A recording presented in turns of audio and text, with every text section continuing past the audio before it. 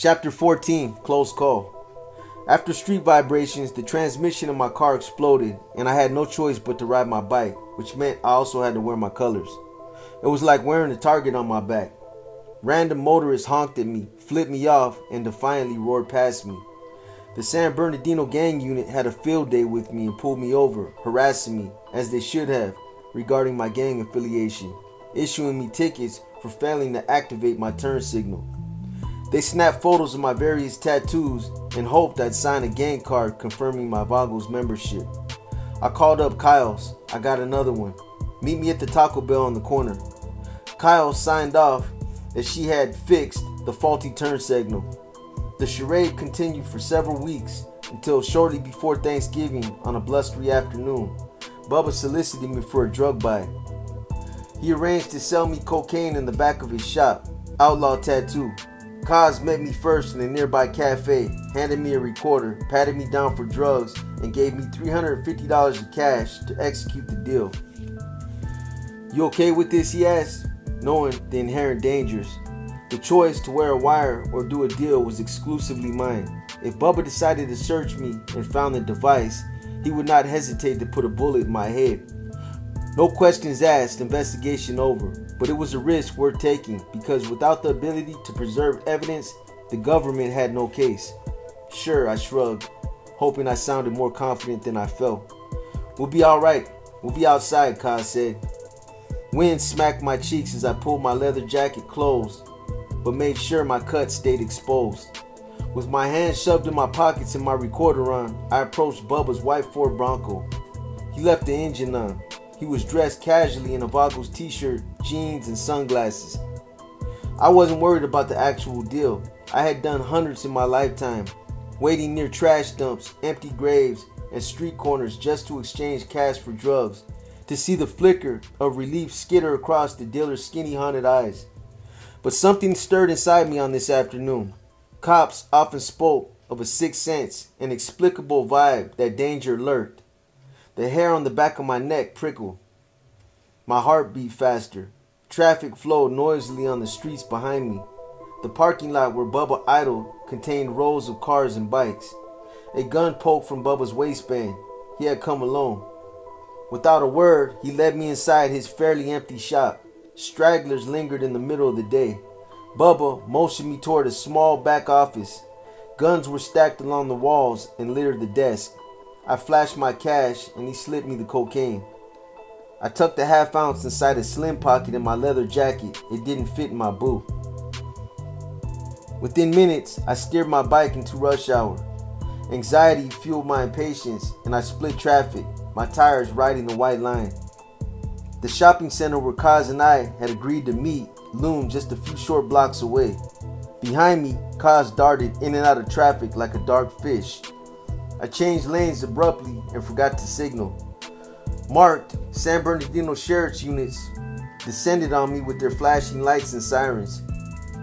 Kaz said nothing as the officers patted me down. Their hands skimmed my cuts and jacket, traveling over my bulging wallet, but strangely missing the chunk of cocaine in the other pocket. Sweat moistened the back of my neck. My heart raced. Harsh wind slapped my face. Kaz, who had been pulled over a few hundred yards away, flashed his ATF credentials and convinced the deputy he had followed me because I was a Vago. He smartly allowed the traffic charade to continue. If he hadn't, he would have risked my exposure and the integrity of the investigation. After 30 minutes, the deputies, satisfied that I had committed nothing more than a traffic violation, scribbled me a citation. But my relief quickly turned to dread as I caught Bubba's truck across the road, idling on the shoulder. He watched with interest as the deputies released me. Another Vago from the Victorville chapter pulled up in his Chevrolet pickup and approached the deputies. Kyles told me later she recognized his passenger, a San Bernardino sheriff's deputy. The cop insisted he was off duty, a mere patron at the Vagos barbershop. But that didn't explain why the Chevrolet was registered to him. I figured the Vago knew about the cocaine buy and saw the cops pull me over. He didn't show up out of concern for my predicament. He came because he thought my bike would be towed and he wanted to offer to take it instead. There was no danger that the registration would ever come back as a government issue. The bike belonged to me. Kyles, who had watched the scene unfold from her surveillance car, appeared a few minutes later, wanting an update. "Are you going to arrest him?" she asked a fellow deputy. "I just know he has stuff on him, but I can't find it." And they never would. Although others continued to be suspicious of me, Psycho never worried about my credentials. He formed his own loose rules. Numbers mattered. The more members he recruited into his club, the more powerful his presence. He collected my club dues, but often forgot about my application and patch fees and checked me off his list as compliant.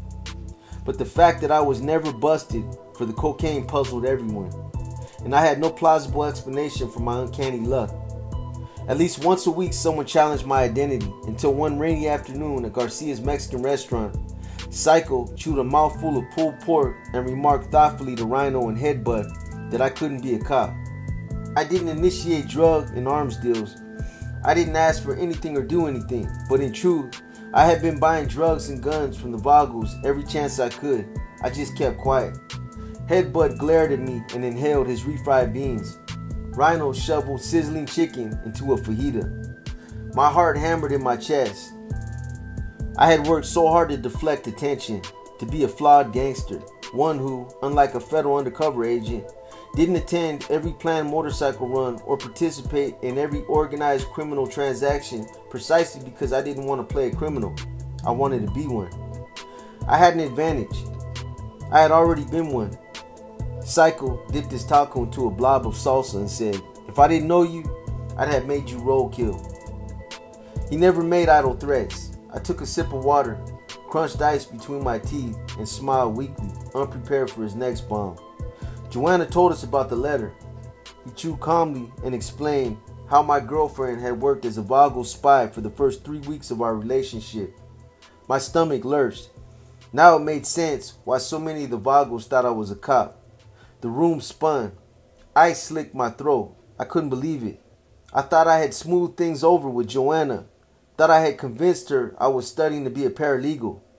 My one foolish attempt to reconcile with my ex-wife threatened to topple the entire investigation. This was it. I couldn't believe I had been derailed by a woman I trusted. Sounds amplified in the dim restaurant. The scrape of a fork across the plate, the clink of glasses, a match flare. Sauces blended together. My hair stuck to the back of my neck, wet with sweat. I had imagined so many scenarios. Bullet spray, a cold gun against my temple, a beating. Psycho swallowed his taco. He bunched a napkin to his hands and said, "It's cool. She told us about your schooling." My body deflated. I wanted to slide under the table into the floorboards, down an invisible dark hole. Relief shredded through me, then doubt, then panic. Did they really believe the paralegal thing? Was Psycho just messing with me? No way to tell. Then again, maybe Joanna had bought my story. Maybe she had successfully convinced Psycho's ex-wife that I was a student and not a cop. Maybe her disinformation campaign had worked after all. But while I stressed over my loose end, conversation turned to more pressing issues. Rumors that the newly formed Arizona chapter of the Solo Angels Motorcycle Club possibly contained an informant or, worse, an undercover agent. In fact, the rumors were correct. The mock Solo Angels included an undercover ATF operative, a Phoenix police detective, and 2 confidential informants. Psycho planned an officers' meeting at Lake Havasu to review possible solutions. "We have to be smarter than the others," he cautioned, and recounted the ATF's 2 other infiltrations involving the Mongols and the Hells Angels. He waved a fork at me and smirked. "For 2 years, those fuckers never saw it coming."